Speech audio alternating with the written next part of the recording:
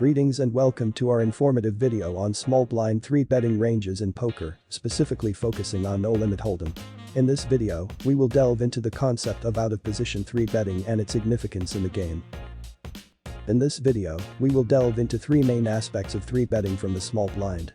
We will explore the strategic motivations behind choosing to 3 bet from the small blind rather than opting for other actions like calling or folding. Understanding the advantages and disadvantages of 3 betting from this position is crucial for optimizing your small blind play. We will provide comprehensive insights into the ranges you should employ when executing 3 bets from the small blind against different positions. This includes examining the ranges for 3 betting against a low jack, hijack, cutoff, and button. By following these ranges, you'll have a solid foundation for making effective 3 betting decisions. Lastly, we will discuss the caveats and considerations associated with the chosen ranges. While having a set range is beneficial, it's important to recognize that poker is a dynamic game and adjustments must be made based on table dynamics, opponent tendencies, and other situational factors. By covering these essential topics, you will gain a deeper understanding of the small blind 3 betting strategy, enabling you to make more profitable decisions at the tables. So, make sure to watch the entire video to elevate your poker game to new heights. When it comes to 3 betting from the small blind, there are 2 primary reasons why this strategy is employed. Firstly, 3 betting from the small blind allows us to capitalize on fold equity. Given that we are always out of position when playing from the small blind, it becomes essential to reduce the negative impact of this positional disadvantage. Instead of passively calling behind, we opt to raise with a strong range. By doing so, we put pressure on our opponents, increasing the likelihood of them folding and allowing us to take down the pot without seeing a flop. The second main reason for 3 betting from the small blind is to build a substantial pot for our premium hands. By 3 betting, we are actively constructing a larger pot when we have strong holdings. However, it's crucial to note that this strategy can be easily exploited if we only 3 bet with our strongest hands. To maintain a balanced range and avoid making our intentions obvious, we must also 3 bet with lower equity hands that possess good post-flop playability, especially in out-of-position scenarios. By incorporating these 2 key reasons into our small blind 3 betting strategy, we can enhance our overall performance and decision making in this position. It will take a lot of practice and time to master playing from the small blind, but hopefully this will give you some key information of how best to play from the small blind.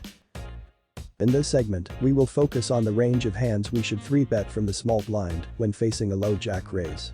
This particular scenario tends to have a tight range for both players, as the low jack opens with a small range of hands and the small blind aims to 3 bet conservatively due to being out of position.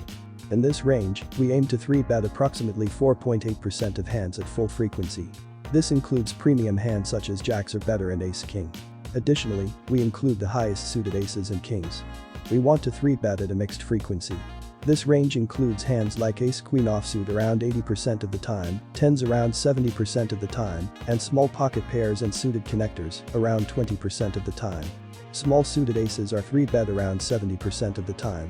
The remaining hands fall into the marginal category, being raised around 10% of the time. Now let's take a look at the 3 betting range from the small blind against a hijack raise. In this scenario, our goal is to 3 bet with approximately 6.9% of hands at a full frequency. This range includes the premium hands we mentioned earlier, as well as ace-queen off and king-queen off.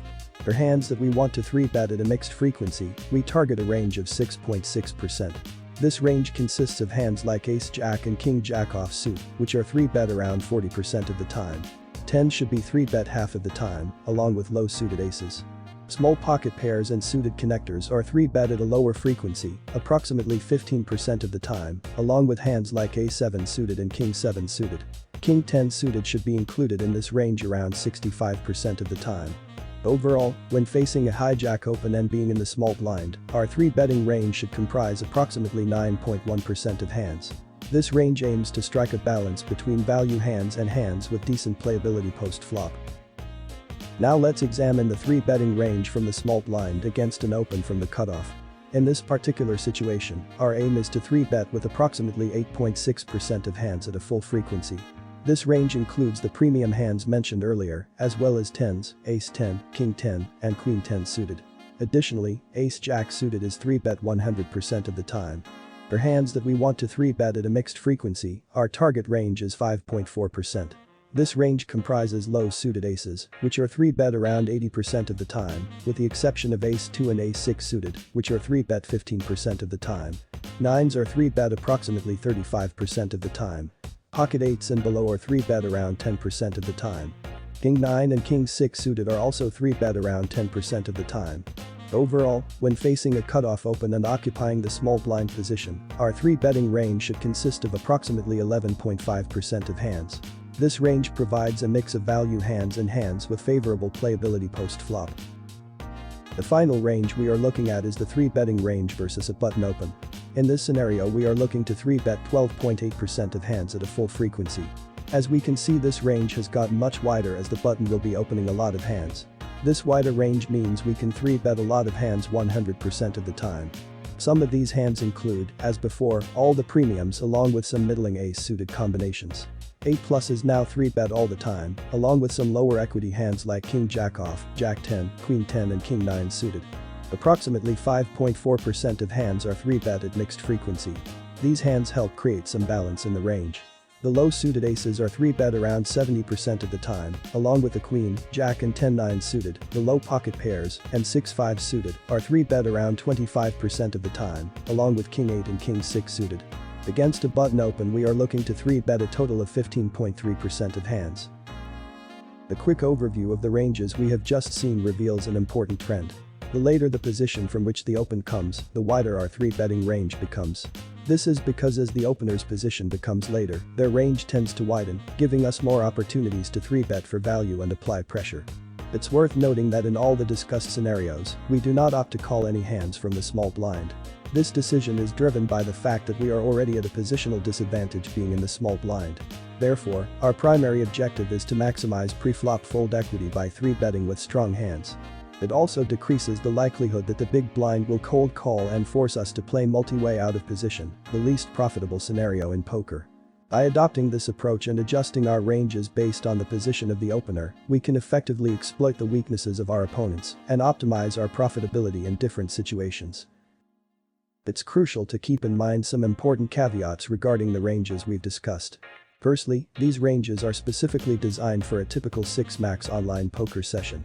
They assume a standard rake structure and do not take into account any additional factors such as straddles or extra posted blinds.